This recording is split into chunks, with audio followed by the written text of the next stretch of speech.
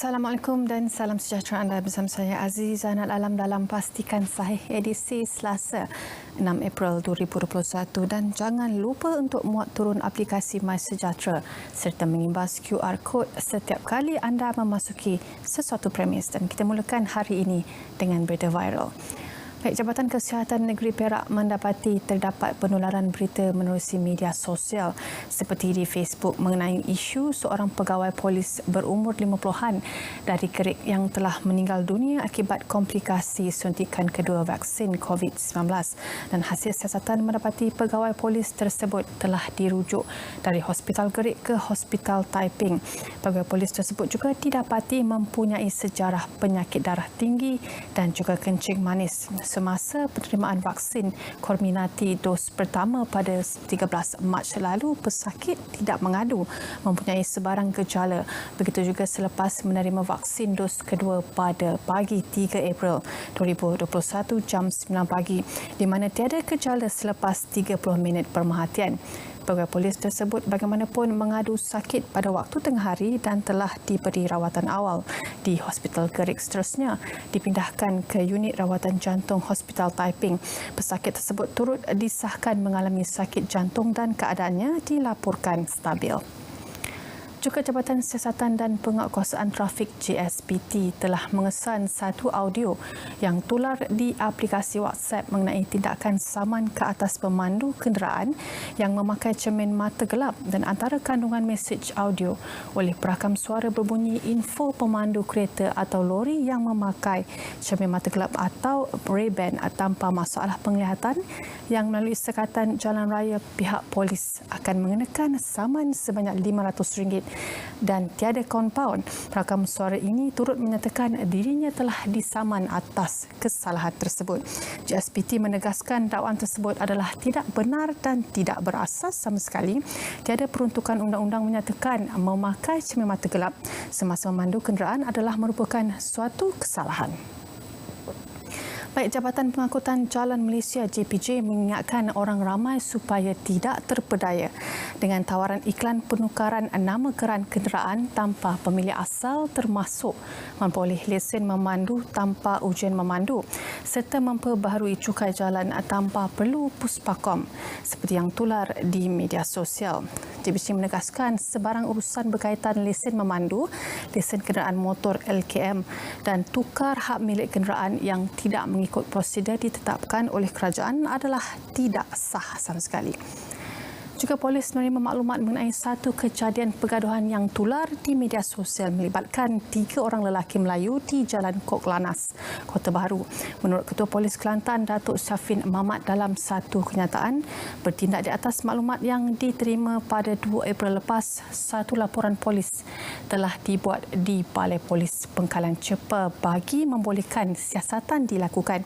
Dan menurutnya lagi, mangsa kejadian seorang lelaki Melayu telah tampil ke bahagian siasatan jenayah Ibu Pejabat Polis Daerah Kota Baru bagi membantu siasatan. Juga atas operasi tersebut, seramai 3,309 pasukan pematuhan melibatkan 14,602 anggota telah membuat pemantauan di pasaraya, restoran kilang, bank, pejabat kerajaan dan penjaja. Dan selain itu, sebanyak 67 operasi sanitasi turut dilakukan meliputi 22 zon merah, 3 zon jingga, 12 zon kuning dan 5 zon hijau di seluruh negara. Baik, untuk maklumat orang ramai, Perintah Kawalan Pergerakan diperkatakan PKPD Kampung Juara Pulau Tiaman Rompin Pahang telah dilanjutkan sehingga 20 April 2021. Baik, ini adalah mengenai permohonan untuk pengecualian kuarantin di stesen kuarantin bagi pengembara yang tiba dari luar negara dan kebenaran untuk kuarantin di tempat kediaman dan pengecualian kuarantin di stesen kuarantin bagi pengembara yang tiba dari luar negara bergantung kepada penilaian risiko oleh Kementerian Kesihatan Malaysia KKM. Dan sejak 1 Januari hingga 27 Mac lalu, hanya 409 daripada 2,743 permohonan diluluskan. Dan pada masa ini juga Pertubuhan Kesihatan Sedunia WHO menyarankan agar vaksin COVID-19 tidak dijadikan pasport imuniti untuk perjalanan antarabangsa. Dan selain itu juga, kesemua pengembara diwajibkan untuk menjalani kuarantin. Namun pengecualian boleh dipertimbangkan berdasarkan penilaian risiko oleh KKM. Juga ini adalah makluman mengenai kelonggaran bagi tujuan perbaharui lesen memandu Malaysia LMM dan lesen kenderaan motor LKM persendirian. Dan setiap kenderaan terlibat hendaklah memiliki perlindungan insurans yang sah serta membawa salinan perlindungan atau e-cover note insurans untuk ditunjukkan kepada penguatkuasa sekiranya diminta. Dan selain itu, bagi LMM dan LKM yang telah tamat tempoh sebelum 1 Februari 2021, ia hendaklah diperbaharui dengan kadar segera.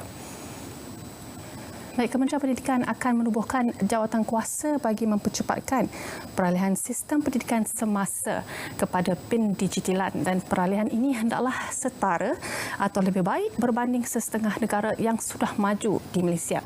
Dan selain itu, ia bukan sahaja melibatkan peranti tetapi juga tenaga pengajar guru sementara dan bahan pengajaran yang berkualiti. Ekosistem juga perlu difikirkan bagi mengupayakan pelajar dan guru dengan alat pembelajaran yang boleh diakses di mana-mana saja.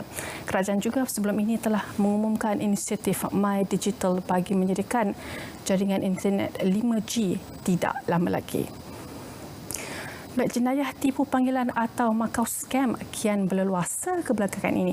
Justru sebagai salah satu mekanisme bagi memerangi jenayah ini, mulai 15 Februari 2021, Jabatan Siasatan Jenayah Komersial JSJK telah menubuhkan One Stop Center yang dikenali sebagai CCID, Scam Response Center. Berikut adalah perkhidmatan yang telah disediakan oleh Jabatan Siasatan Jenayah Komersial dalam menyalurkan maklumat tentang jenayah penipuan kepada masyarakat, dan antaranya semak mule atau laman web atau aplikasi untuk masyarakat membuat semakan nombor akaun bank atau nombor telefon yang terlibat dengan kes-kes jenayah komersial. Yang kedua adalah CCID Infoline melalui aplikasi WhatsApp, iaitu medium untuk masyarakat menyalurkan maklumat jenayah penipuan, ahlong, judi dan dalam talian atau kes-kes jenayah komersial yang lain kepada PDRM. Dan selain itu juga, masyarakat juga boleh bertanyakan status kes melalui medium ini. Baik, selama 575 individu, kumpulan dan organisasi menerima dana inisiatif pemilihan Agensi Pembangunan Ekonomi Budaya Malaysia, cendana di bawah Pelan Jana Semula Ekonomi Negara ataupun penjana berjumlah 10 juta ringgit yang telah disampaikan oleh Menteri Komunikasi dan Multimedia Datuk Saifuddin Abdullah semalam. Penjana bertujuan memulihkan semula ekonomi negara dan memfokuskan kepada 3 teras utama, iaitu memperkasakan rakyat, melonjakkan perniagaan dan juga merangsang ekonomi. Dana bagi industri kreatif juga bakal memanfaatkan lebih 3,000 artis dan pekerja-pekerja budaya. My Creative Ventures ataupun MyCV dan cendana peranan penting dalam pembangunan industri kreatif tempatan, terutama bagi golongan informal dan mikro kecil yang terjejas aktiviti serta pendapatan akibat pandemik COVID-19. Baik, pastikan saya berehat seketika. Kita akan kembali lagi selepas ini.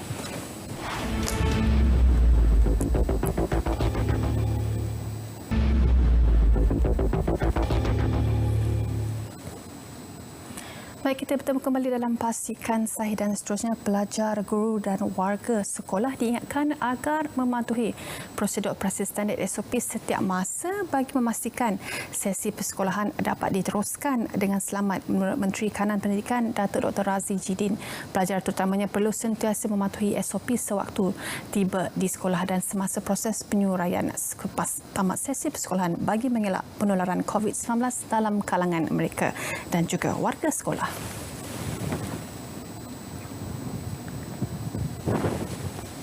Pihak sekolah bahawa setiap SOP yang telah ditetapkan itu mestilah dipatuhi dan mestilah Ia merangkumi negeri Kedah, Melaka, Pulau Pinang, Pahang, Sabah, Sarawak, Terengganu dan wilayah Persekutuan Labuan.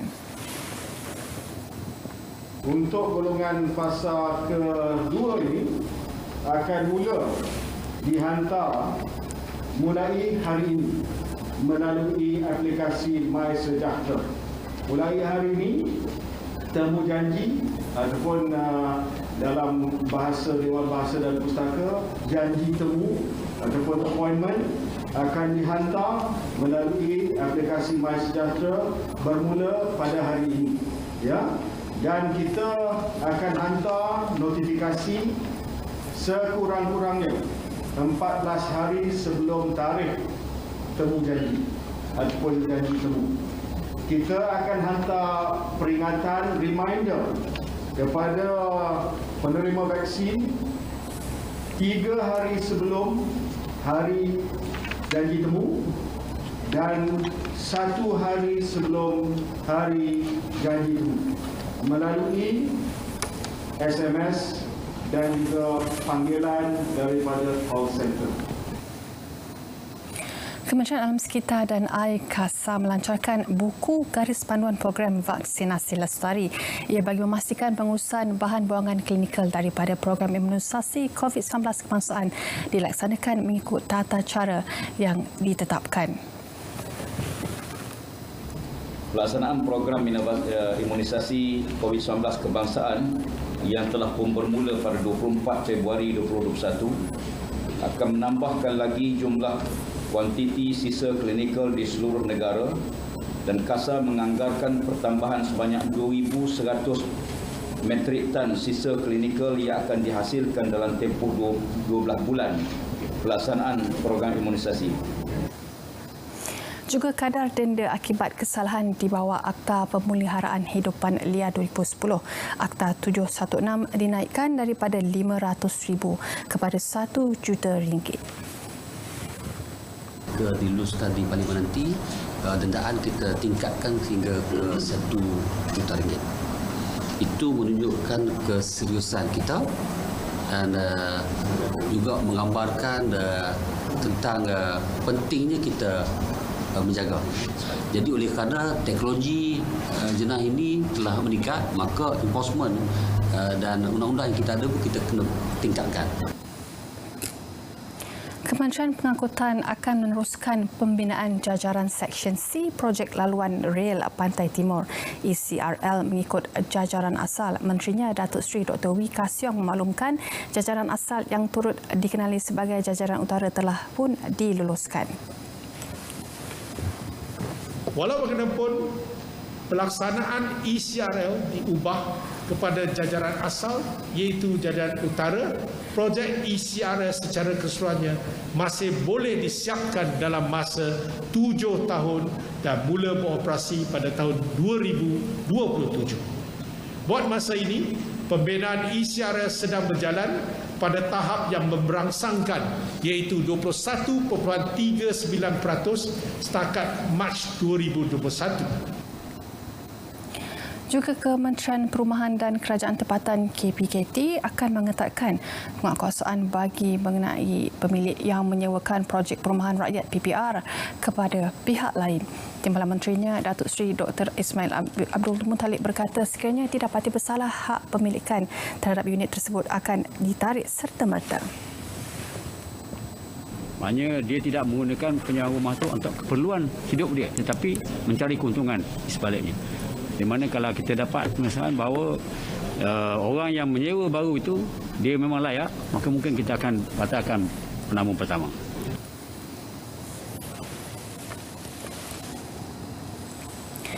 Juga kerajaan sedang meneliti untuk melanjutkan kempen pemilihan rumah HOC hingga hujung tahun ini. Menteri Perumahan dan Kerajaan Tempatan Datuk Zuraida Kamarudin berkata beliau sudah memohon kepada Menteri Kewangan Tengku Datuk Seri Zafrul Tengku Abdul Aziz untuk melanjutkan kempen itu. Namun menurutnya lagi Kementerian Kewangan mungkin mengkaji semula syarat serta akan terdapat sedikit perbezaan daripada yang sedia ada. HOC 2020 dilaksanakan dengan pengecualian duty stamp dan potongan diskaun sebanyak 10% diberikan kepada pemohon yang layak untuk membeli rumah berharga RM300,000 hingga RM2.5 juta. Zuraida berkata sehingga 28 Februari lalu sejumlah 34,354 unit rumah dengan nilai RM25.6 bilion berjaya dijual bagi kempen HOC 2020-2021 dengan nilai diskaun diberikan sebanyak RM4.3 bilion.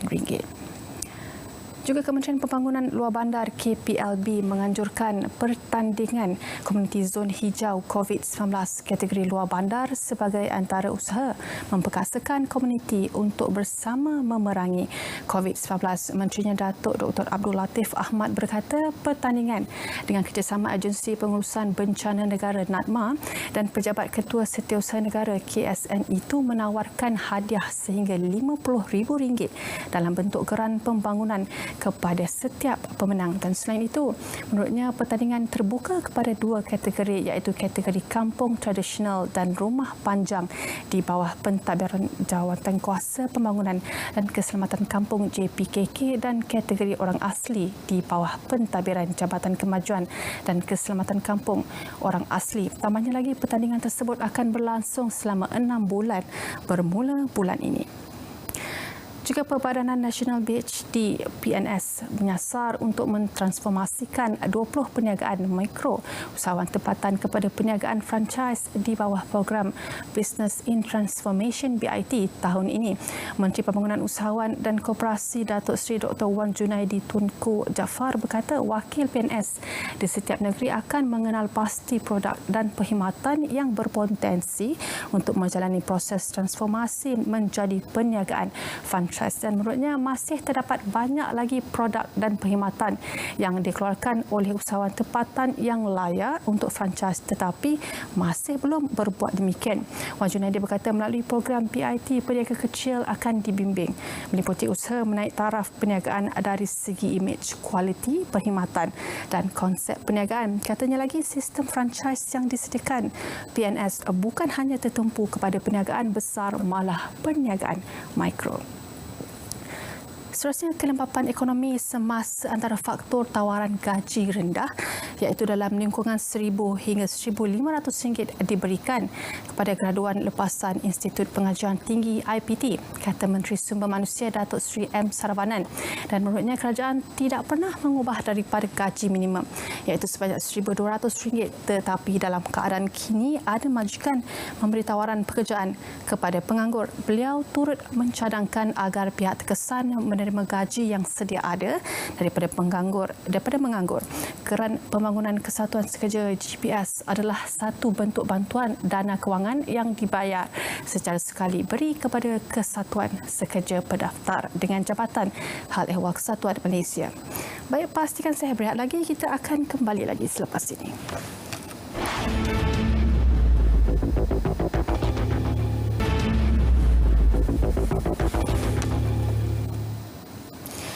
Hentikan spekulasi, hapuskan berita tak pasti. Kita teruskan dengan hebahan yang seterusnya. Jangan lupa untuk saksikan Bicara Naratif malam ini jam 9 malam bersama Datuk Seri Haji Hasnul Zamzam bin Haji Ahmad iaitu Ketua Setiausaha KPDN HEP dengan tajuk Perbincangan Darurat atau Tidak, Ekonomi adalah Keperluan Utama. Seterusnya, salurkan pendapat atau maklum balas anda tentang darurat di saluran Telegram, saluran maklumat darurat atau maklumkan ke maklum balas darurat kkmm.gov.my. Juga tinjauan vaksin COVID-19 2.0 terima atau tolak.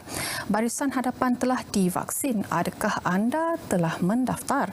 Sertai kami dalam tinjauan penerimaan atau penolakan vaksin COVID-19 dengan pergi ke pautan yang tertera. Penyertaan anda amatlah diharapkan. Dan untuk maklumat lanjut, anda boleh ke Facebook rasmi RTM. Juga majalah Geng Klik seri 1 2021 boleh dimuat turun secara percuma di dbook.penerangan.gov.my. Dan selain daripada padat dengan isu terkini dan watak kartun yang menarik serta mencuit hati, anda juga boleh baca tentang kaedah melupuskan peletup muka, langkah-langkah pencegahan COVID-19 di sekolah, fakta menarik tentang semut, tips kekal cergas di sekolah dan juga kenali permainan tradisi. Baik, kongsikan kebolehan nyanyian anda dengan gaya artis-artis kelahiran program RTM di aplikasi TikTok. Adakah anda berbakat? Jangan lupa untuk turun mention akaun TikTok RTM, Radio Television Malaysia. Letak tanda pagar RTM 75 tahun dan tiru gaya artis kelahiran RTM serta set akaun anda ke mod public. Juga layari rtm.gov.my untuk terma dan syarat-syarat untuk menyertai pertandingan. Baik, pertandingan swafoto dan menang dilanjutkan hingga 15 April 2021 sempena ulang tahun RTM ke-75 dan Orkestra RTM ke-60 pada 1 April. Kami ingin beri hadiah wang tunai kepada anda untuk menghargai kesetiaan anda bersama RTM dan caranya mudah sahaja. Ikuti langkah-langkah berikut. Like dan follow akaun Facebook, Instagram RTM, repost poster dan juga tag 3 rakan anda, muat naik selfie kreatif ke Facebook atau Instagram bersama skrin televisyen saluran RTM, web atau aplikasi RTM Klik dengan caption yang menarik berserta tanda pagar memori RTM dan RTM 75. Serta jangan lupa tag RTM dan set akaun anda ke mod public. Hanya perlu ikut semua langkah-langkah tersebut dan anda berpeluang untuk menangi hadiah pertama sebanyak RM800. Dan seterusnya semasa ulang tahun RTM 75 anda berpeluang memenangi wang tunai dan hadiah bernilai lebih RM30,000. Klik untuk info lanjut anda boleh layari rtm.gov.my. Seterusnya, layari laman rasmi RTM 75 untuk merasai pengalaman pameran secara VR, video komunikasi sambutan dan feed media sosial dari seluruh negeri sempena ulang tahun RTM 75. Baik, perkongsian tadi mengakhiri Pastikan Sahih untuk hari ini. Jangan lupa untuk terus bersama kami setiap Isnin ke Jumaat jam 4.30 petang. Amalkan pengimbas My Sejahtera di mana jua anda berada dan bersama-sama kita mengekang penularan COVID-19 itu. Saya Azizan Alam. Assalamualaikum.